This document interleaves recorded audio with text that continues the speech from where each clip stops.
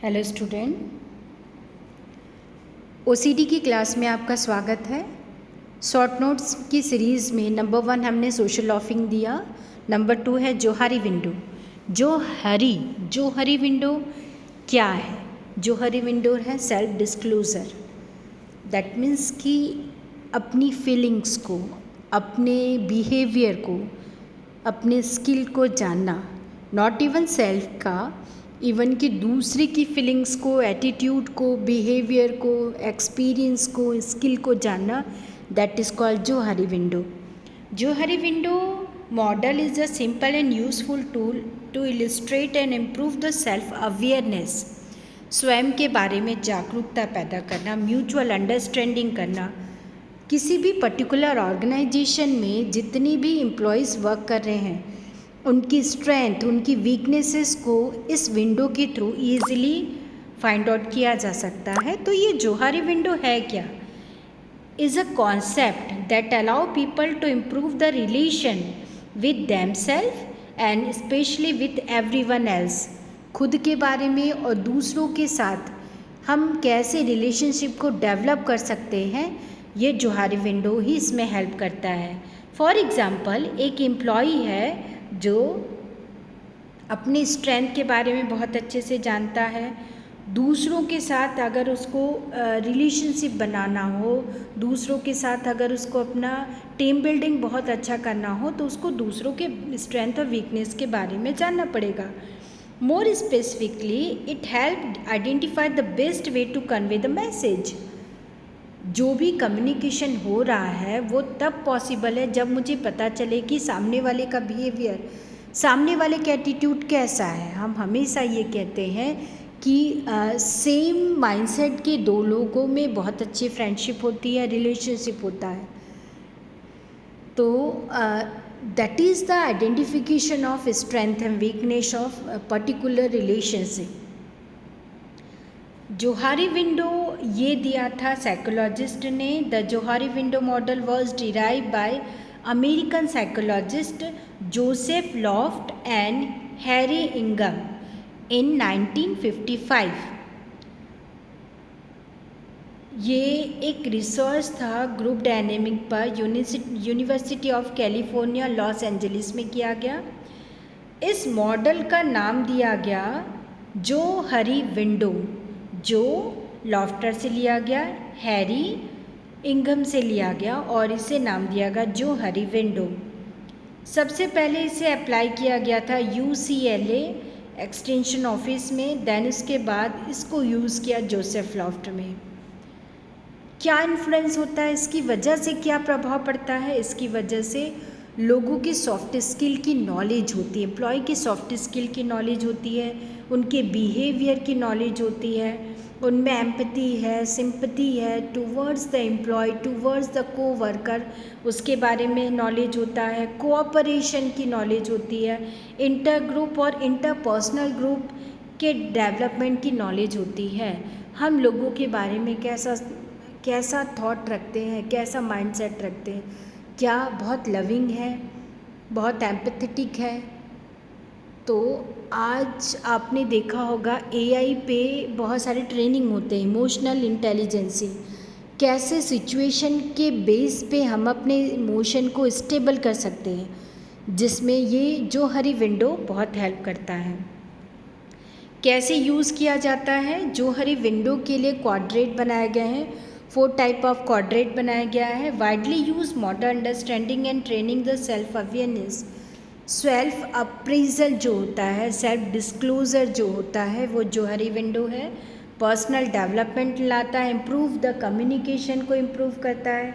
Suppose कि आपके पास कोई एम्प्लॉई है या आप अपने बॉस से बात करने वाले हैं और पहले से उनके एटीट्यूड की आपको नॉलेज है, तो आप सिचुएशन के अकॉर्डिंग उनसे कम्युनिकेट करेंगे जो ज़्यादा इफ़ेक्टिव होगा, बनिस्बत इसके कि आप बिना किसी नॉलेज के, बिना किसी प्रिपरेशन के अगर कहीं पे भी चले जाते हैं तो उसका बैड इफ़ेक्ट पड़ता है। इंटरपर्सनल रिलेशनशिप बेटर होते हैं, ग्रुप डायनेमिक होता है और टीम डेवलपमेंट होता है। एक्चुअल में ये मॉडल कैसे रिप्रेजेंट करता है? तो Johari model is also refer to as the disclosure. एक फीडबैक है कि लोग मेरे बारे में क्या सोचते हैं और मैं लोगों के बारे में क्या जानता या क्या सोचता हूँ। मेरी स्ट्रेंथ, मेरी वीकनेस मुझे पता है, लेकिन मुझे लोग कैसे परस्यू करते हैं, मैं लोगों को कैसे परस्यू करती हूँ, that is the information processing tool.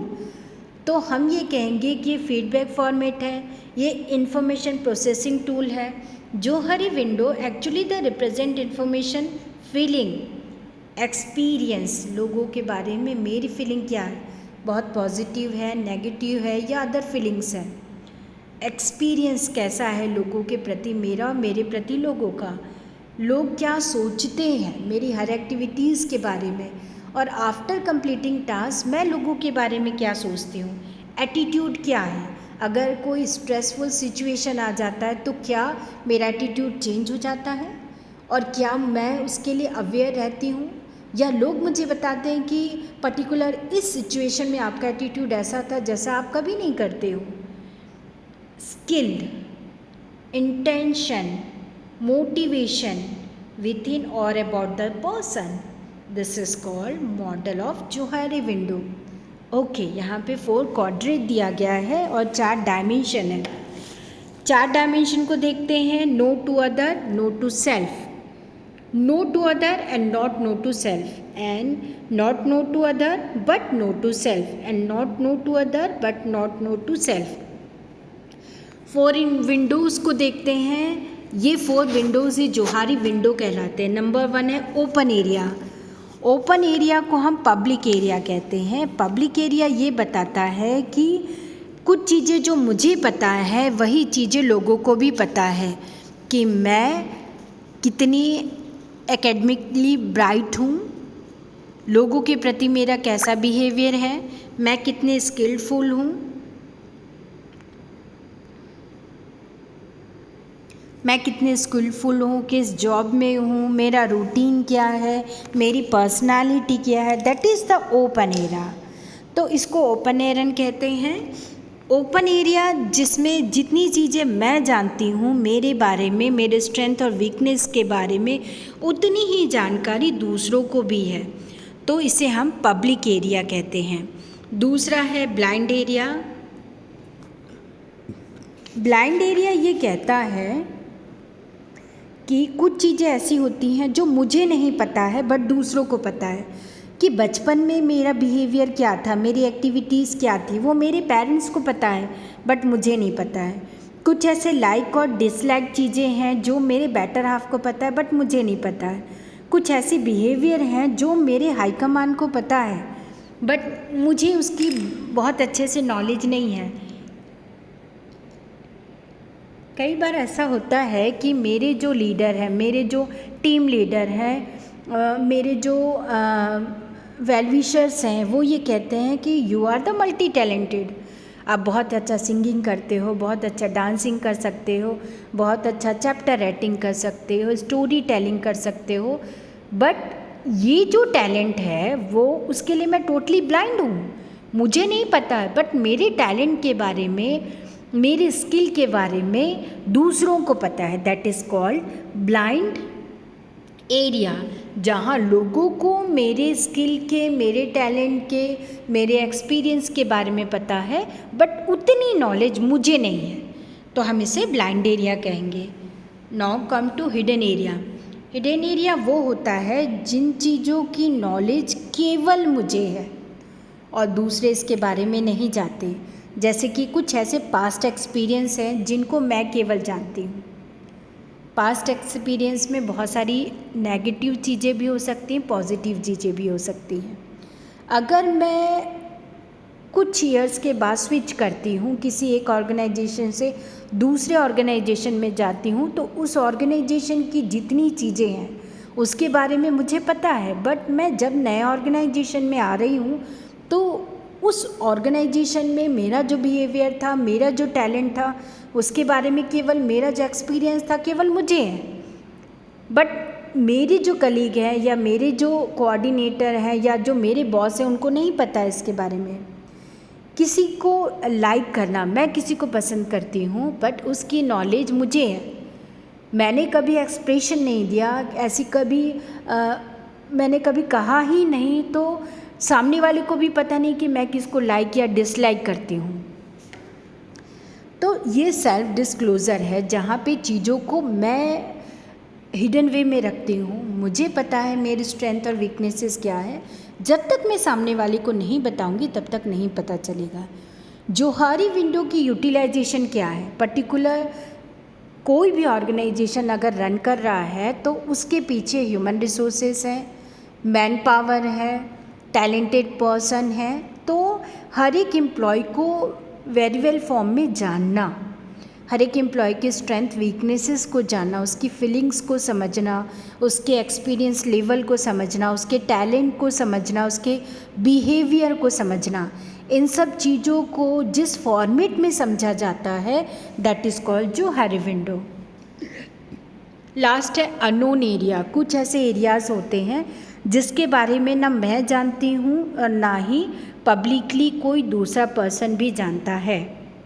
Suppose कि आप जिस भी ऑर्गेनाइजेशन में वर्क कर रहे हैं, ऑल ऑफ सडन ऐसा होता है कि कहीं पे आग लग जाती है।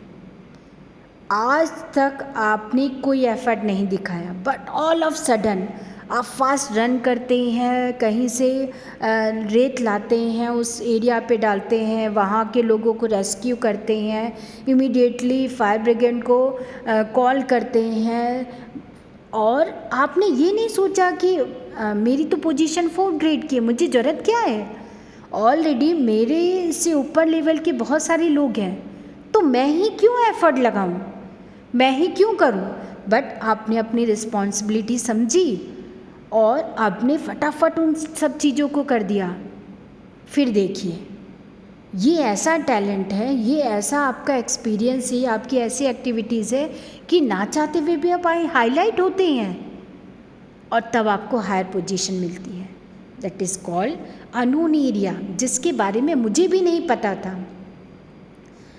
सडन मेरी एज हो चुकी है, मैं बहुत लेज़ी पर्सन हूँ, काम को टालने में ज़्यादा मुझे मज़ा आता है। कई लोग ऐसे कहते हैं कि अगर किसी काम को डिफरेंट टाइप से करना है, किसी बहुत बड़े बिजनेसमैन ने कहा कि अगर आपको किसी भी वर्क को करने का डिफरेंट आइडिया चाहिए तो मुझे लेज़ी पर्सन दे दीजिए।